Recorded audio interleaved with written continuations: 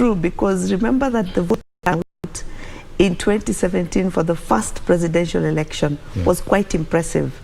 I don't remember the exact figure, but I do remember it was pretty high.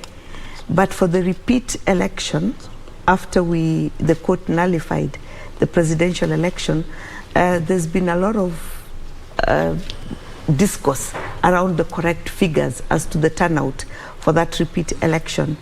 And subsequent to that, the talk of voter apathy and many people being interviewed by media and stating very clearly that they do not see the benefit of turning out to vote has led to this long conversation within the country for the last 5 years that people are no longer interested in voting. And unfortunately, that point was re-emphasized during the drive by IEBC to register new voters, because the anticipated numbers that IEBC expected to have register as voters was dismal in reality. You would see media covering IEBC officers in the market. They went as close as possible as they could to the people, and people did not go to vote, to register, as voters.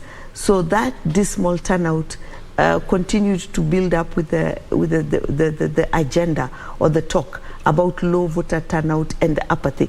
And remember that this was being seen vis-a-vis the impact on the likelihood of the leading presidential candidates, what the voter turnout would mean to their numbers and to the ability for them to emerge winners.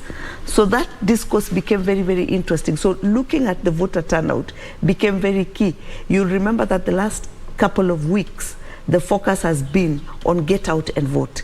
Get out and vote. It has not been so much of selling the agenda, but on get out and vote. Because depending on the numbers that turned out to vote, the likelihood of the leading candidates securing the numbers that they anticipated was either going to be realized or diminished, depending on the turnout. So that's why we hear, as you are saying it in a very interesting way, the muted discourse by the presidential candidates on voter turnout.